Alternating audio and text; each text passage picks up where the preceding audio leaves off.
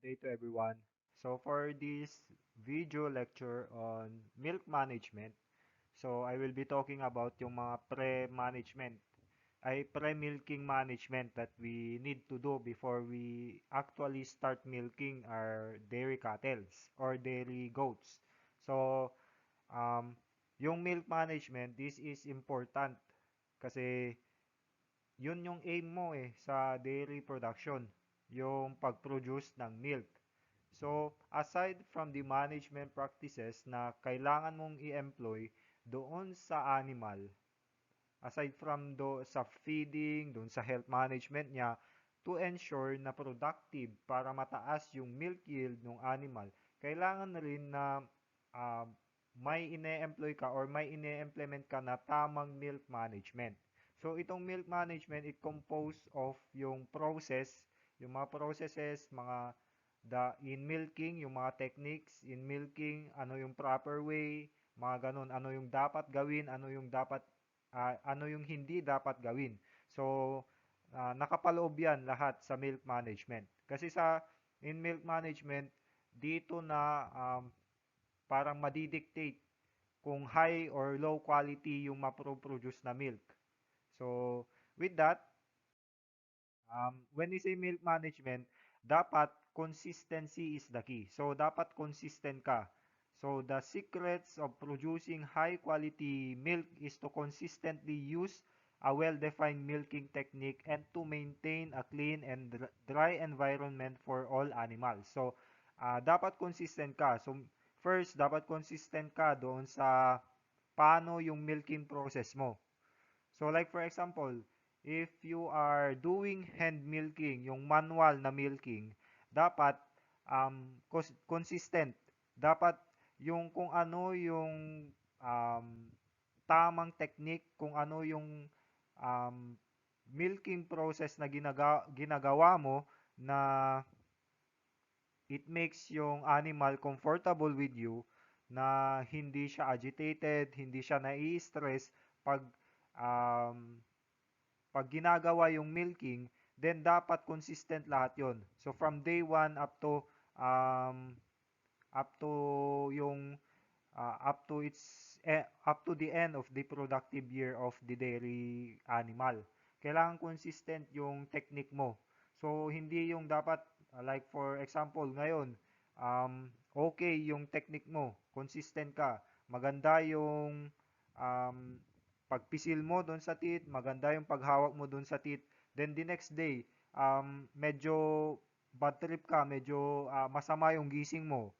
So yung um, nung pumunta ka na nung i-milk mo na yung animal, medyo galit, medyo um, strong, medyo force, medyo um, nilagyan mo ng force yung milking, yung technique mo sa pag-milk, then baka masaktan pa yung animal. So, baka yung gawin pa is it will parang associate yung milking uh, with pain. So, kung associate na nung dairy animal na yung milking process, it will result to pain. Ayaw na niyang pumunta, ayaw na niyang magpagatas. So yun, dapat consistent ka dun sa milking technique mo. And then, dapat consistent ka rin na in maintaining yung clean and dry environment mo for the animal. So kailangan na um, malinis pa rin yung environment kung saan ka nagsasagawa ng milking process, kung saan ka nagpapagatas. So hindi lang yung environment, pati na rin yung sarili mo. Dapat maganda yung hygiene mo, clean yung hands na humahawak dun sa teats, clean, at saka ma-sterilize yung mga equipments, yung bucket kung saan pumupunta yung milk. So dapat lahat yun clean. Kasi pag like for example, hindi yun clean, hindi na disinfect, um, hindi ka nag-sanitize, then there's a high chance na mako-contaminate yung milk mo. So kung mako-contaminate yung milk mo, bale wala lahat nung ginawa mo. Kasi hindi yan papasa in inspection, hindi yan papasa for human consumption. So, masasayang lang yung milk. So, kailangan talaga clean and dry yung environment. Pati dry. Kasi pag wet yung environment, pwede kasi itong pamugaran, pwede yung pagpamahayan, pagproliferatan, pagmultiplyan ng mga bakterya. So, kailangan na dry yung environment. Clean and dry yung environment. So, dapat consistent ka sa lahat ng bagay na ito.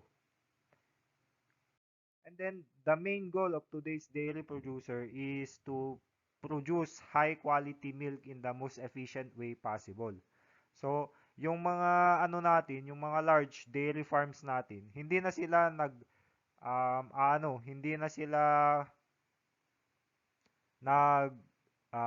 nagsasagawa ng parang manual na milking. So, as you can see in the picture, ito na ay machine na yung gumagawa sa kanila. Kasi yung machine, walang inconsistency yan. In theory, wala talagang inconsistency if machine yung gagamitin mo. Kasi yung machine, walang emosyon yan. So, hindi distracted. So, consistent yung milking process mo pag ito yung ginagamit mo. So, uh, if you want to produce high quality milk, then dapat you employ the most efficient way, which is in this time, itong machine. Then, yun yung itong machine yung parang ultimate na goal ng isang milk producer, to have machines like this that can consistently milk the cow. So, the secret in producing high quality milk is to consistently use a well-defined milking technique by all on the farm that helps to reduce pathogen exposure and to maintain a clean and dry environment for all on the farm. So, yun yung summary ng mga sinabi ko.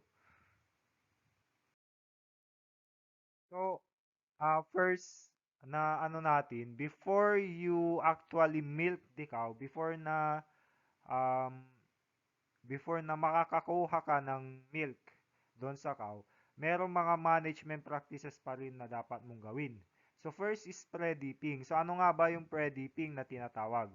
So, yung pre-dipping, it is where you apply a disinfectant solution to the teat before milking. So, parang ganyan. Yang blue na yan yung disinfectant. So, ina-applyan niya muna yung teat ng disinfectant. So, most of the pre-dips, yung mga disinfectant natin, have kill times that range from 15 to 30 seconds. So, it is important to allow the pre-dip on the teeth long enough to kill the bacteria. So, meaning, um, usually mga nabibiling pre-dip, mga disinfectant, they range from 15 to 30 seconds bago nila mapatay yung bacteria.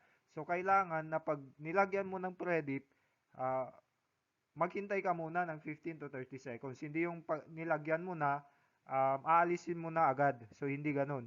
So, kailangan maghintay ka 15 to 30 seconds before they could kill the bacteria. Then, the coverage with predip should also be considered. So, yung coverage meaning kung anong yung length nung predip na ilalagay mo doon sa teat. So, teats should be covered with 3/4 up to the teat and the entire way around with dip. So, ganyan. So, kailangan 3/4. Kailangan most of the teats are covered with pre-dip, itong disinfectant. And then, it should be covered all the way around. Baka naman yung pre-dip mo sa isang lugar lang, sa half lang nung teat yung nilagyan. So, wala ring silbi. So, yan yung dapat isaalang-alang. And then, one thing to remember rin is that in pre-dipping, cows should also be cleaned. So, kailangan na malinis pa rin yung cow. Especially the udders. Kasi, yung mga dirt, yung mga manure, this will neutralize yung pre-dip. So, meaning, pag itong teat na to, it is covered with dirt, it is covered with manure, it will neutralize itong predip na to.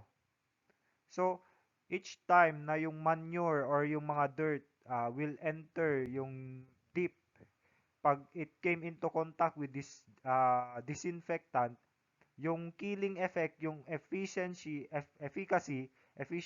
nung pre-dipping, yung disinfectant, nare-reduce yan. So, meaning, pag nare-reduce yan, then, uh, bumababa yung parang percentage ng napapatay na bacteria, and then bumababa yung usefulness niya. Kasi nga, meron ng mga, may halo ng dirt and manure, which, sabi ko nga, it neutralizes yung effect. Pag neutralize niya, then meaning it reduces yung effect nung pre-dipping. So baka wala ring silbi kahit na nilagyan mo ng pre-dip, naghintay ka ng 15 to 30 seconds, tapos nilagyan mo yung 3/4 ng teat, nilagyan mo lahat nung area ng teat, wala ring silbi kung um, hindi malinis yung teat. So kailangan um, it is clean, it is um, walang dirt and manure doon sa teat. So the aim is to end up with a clean, dry teat to minimize the risk of clinical mastitis due to environmental bacteria such as E. coli and other coliforms and Strep uberis, yung mga bacteria. So yun yung goal ng pre-dipping. So yun yung objective or goal natin in pre-dipping para ma-minimize natin yung mga occurrence ng mga mastitis. Kasi yung mastitis, it is caused by a bacteria. Now, the cows are susceptible to this bacteria that causes mastitis in milking. Susceptible yung mga yan. So, pre-dipping will prevent this. So, yun yung purpose ng pre-dipping. So, the key points in pre-dipping, yung mga kailangan natin isaalang-alang in pre-dipping is that dipping wets only the teeth and is therefore better than spraying. So, if you spray, liquids can drain from the udder onto that dried teeth. So, yun yung isang key point in pre-dipping. Mas maganda daw yung dipping. Kasi, yung nababasa lang, yung nalalagyan lang is yung teat. Yung teat lang. Kasi if you spray, kasi pwede naman yung spraying. Basta may disinfectant ka, i-spray mo dun sa teat, pwede. Pero mas maganda yung pre-dipping kasi specific lang. Controlled lang yung paglalagay ng disinfectant. Doon lang sa teat. Kasi yung spraying, may tendency na yung mga liquid that comes from this sprayer pupunta doon sa udder. Then yung mga udder ay yung liquid na nandun sa udder, it can go down into the dried teeth, which can lead to contamination, lalong-lalo na if hindi malinis yung udder. So yun yung isang key point. Mas maganda yung pre-dipping kaysa doon sa spraying. Then another one is allow a 20 to 30 second contact time to soften any dirt and facilitate chemical action. So, magkakaiba yan. Depende ata dun sa um, pre-dipping na brand. So, other sources say it's 15 to 30 seconds, others say it's 20 to 30 seconds. So, it is best na mas maganda if you're going to wait for half a minute. So, mas maganda yun para ma-ensure mo na talagang na-disinfect na yung teeth. Then, you must wipe and teeth dry to remove any dirt and avoid the residues entering the milk. So, yun. Before you actually do the milking process, dapat i-wipe mo yung teeth niya. Dapat alisin mo yung mga disinfectant para ma-prevent yung residues from entering the milk. Then, unlike a post-dip applied after milking, pre-dips must have a rapid speed of kill. So, ensure you use an appropriate solution with a proven fast killing action. So, kailangan Since predips require a rapid speed of kill, kailangan na yung predip na ginagamit mo is proven and tested na talagang nakakapatay ng mga bakterya ng mabilisan. So, yun yung dapat na uh, isaalang-alang. So, those are yung mga key points mo in pre-dipping. So, itong chart na, graph na to, it shows yung reduction ng mastitis at saka yung bacterial count when using pre-dipping. So, as you can see, graph showing merong 57% reduction daw ng clinical mastitis if you are employing pre-dipping. And then there is a 70% reduction in total bacterial count. So, ganun karami yung nare-reduce. So, talagang essential na uh, before milking, dapat you practice pre-dipping muna para talagang ma-ensure na walang bacteria na that could contaminate the cow or the teats, or it can infect the cow or the teats, and then it can also ensure yung pre-dipping, it ensures na walang contamination na magaganap doon sa milk. And then one thing is, yung pre-dipping kasi hindi masyadong practice, lalong-lalo na on a backyard preparation, backyard um, dairy production. So kung isa, dalawa lang yung ano mo, yung dairy animal mo, most probably wala nang nag-employ ng pre-dipping. I think doon sa PCC, meron silang ginagawang pre-dipping noong pumunta kami, pero hindi ko na lang alam ngayon. Pero yun, nung nag-demonstrate sila kung paano mag-milk ng mga karabaw nila, may pre-dipping na nagaganap doon sa Since yung PCC, it is malaking farm yan kung tutuusin. Pero pag mga backyard racers lang, hindi na sila nag-employ ng pre-dipping. Mostly, hindi na nag-employ ng pre-dipping. And then, after pre-dipping or after or before pre-dipping, pwede ka rin magano ng forestripping na tinatawag. So, yung forestripping naman, it is one of the most important steps in the milking routine. So, although forestripping is physically tiring and it is often perceived as time-consuming, it is well worth the effort and can actually help shorten milking time and improve milk quality.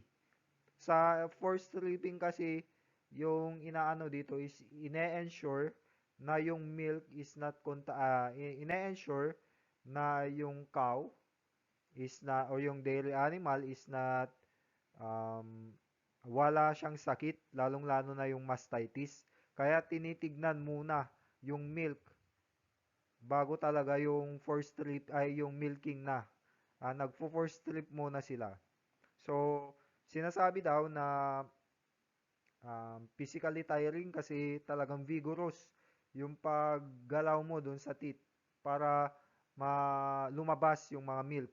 And then, time consuming na rin kasi imbes na mini-milk mo na yung dairy animal mo, ginagawa mo pa tong force stripping. Pero, yung mga downsides na yon, kailangan talaga na i-accept yung mga downsides na yon kasi yung force stripping nga, sinabi nga, well worth the effort. Talagang it can ensure na high quality yung milk na aanuin mo. High quality yung milk na na maha-harvest mo. So, yung force stripping should be applied to all milking routines, and it is a fundamental practice that can help to greatly increase milk quality. So, yung force stripping, kailangan ito, mapa-backyard or mga commercial dairy farms, kailangan na you employ force stripping. So, force stripping is adequately performed when 2 to 3 streams of milk are expressed in a vigorous manner. So, yung 2 to 3 streams nga ng milk, yung dapat ma-produce in Forestripping. Yung Forestripping parang milking process lang, yung paghawak, yung pag-pisil doon sa teat. Pero yung na-produce na milk, hindi mo ima-market, hindi mo ilalagay sa production mo. So, it is best to force-strip before the teat end has been disinfected to reduce the risk of recontamination of the teat end. So, mas maganda daw na before na disinfect mo yung teat before pre-dipping, dapat you force strip it. So, yun daw. Mas maganda daw yun para it will reduce the risk of recontamination of the teat. So, one important factor when force stripping is the use of strip cap. Strip cap ito. So, the strip cap is important to help reduce the chance of spreading contagious mastitis. So, meaning, um, yung force stripping kasi yun yung isang goal niya para makita kung may mastitis ba yung animal. Kasi doon sa milk, um, yung mastitis kasi, it can produce, pag may mastitis yung dairy animal, yung milk niya, it can produce yung mga flakes, medyo flaky yung milk and then nagkaklamp. So, by for stripping, makikita mo na yung milk, if may clumps, may mga flakes, then that is evident of a mastitis na dun sa dairy animal mo. So, kailangan meron ka nitong strip cup na tinatawag. So, isang strip cup, doon mapupunta yung milk para iwas contamination doon sa area. Kasi pag wala kang strip cup, then you implement for stripping, lahat ng milk mapupunta ngayon doon sa ground. Mapupunta doon sa bedding, pwede mapupunta doon sa pen ng animal kung doon ka nagmi-milk, mapupunta doon sa ground, mapupunta, pwedeng mag-splash through the equipments, mga ganun. Eh kung yung milk na yun is contaminated, yung milk na yun is contagious, merong sakit pala yung dairy animal na yun na mastitis, then uh, higher yung risk, higher yung chances na magkahawaan yung ibang dairy animals. Kaya, dapat may strip cap ka. So, another one is the use of latex gloves by all milking staff. Recommended to reduce the potential spread of mastitis pathogens by contaminated hens. So, hindi lang yung meron kang presence or hindi lang yung meron kang strip cap. Kailangan rin na naka-gloves ka when doing force stripping. Kasi nga yung ano natin, iniiwasan natin is yung mastitis. Kasi kahit na may strip cap ka, sabihin mo na lang na um, wala namang nalaglag na contaminated milk, eh hindi ka naman naka-gloves.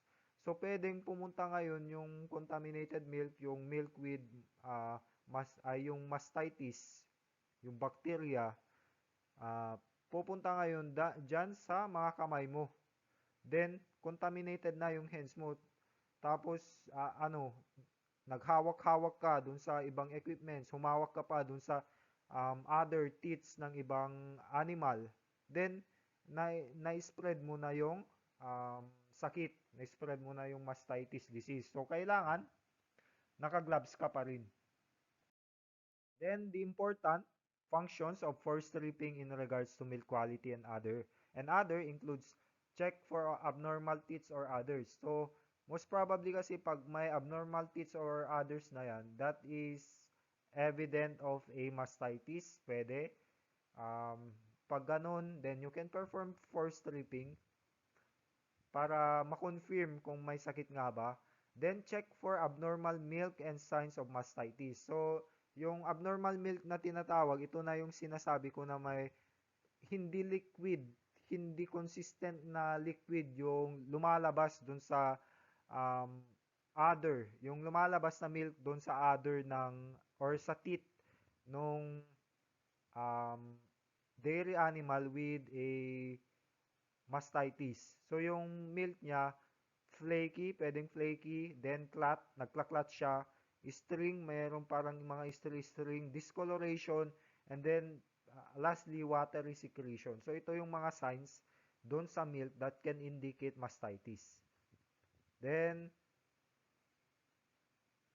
um, yung Forestripping identifies cows needing attention, and then remove high bacteria count and high somatic cell count milk from the teat canal. So, yun yung ginagawa ng Forestripping. Yun yung function niya. It can also remove yung mga yung bacteria count and yung mga somatic cell count from the teat canal. So, yung force stripping kasi, it can also improve overall milking performance or cow's milk per hour by first is ensuring that the teat canal is open for free flow of milk. So, by force stripping, makikita mo na, uy, pwede na pala to, okay na tong teat na to kasi lumalabas yung milk. Free flowing yung milk. So, by force stripping, na-ensure mo yan na may lalabas talaga. And then, you can stimulate good milk letdown. Kasi nga, yung force stripping, parang nagmi-milk ka rin. Yung kaibahan lang is, yung sa force stripping, um, hindi mo i-harvest mismo yung milk na nakuha mo. For testing lang if may mga sakit yung dairy animal. Pero this will stimulate yung milk letdown ng animal pag you're doing force stripping. And then after force stripping, yung gagawin is drying or wiping the teats na. So after all the pre-dipping, force stripping na naganap, then you need to clean and dry the teat, which is very important. So after the drying process, the teat should be the cleanest it will become. So talagang malinis na malinis. And nothing should touch the teat except the inside of a milking inflation or the clean hands of the worker. So, meaning, after you clean and dry the teat, dapat wala nang hahawak. Wala nang hahawak na iba except doon sa machine, yung milking inflation kasi yun yung machine na ikakabit mo doon sa udder ng animal for milking, or yung pag you're doing manual na milking, then yung clean hands ng worker. So, yun lang dapat yung humawak na after cleaning and drying. So, with that, yun yung mga parang milking management that you need to do before you actually start milking the dairy animal. So, yun yung kailangan munang isaalang-alang, kailangan munang gawin para to ensure high quality milk and to prevent milk contamination. So with that, that ends muna yung first part on the milking management of dairy animals. With that, thank you for listening.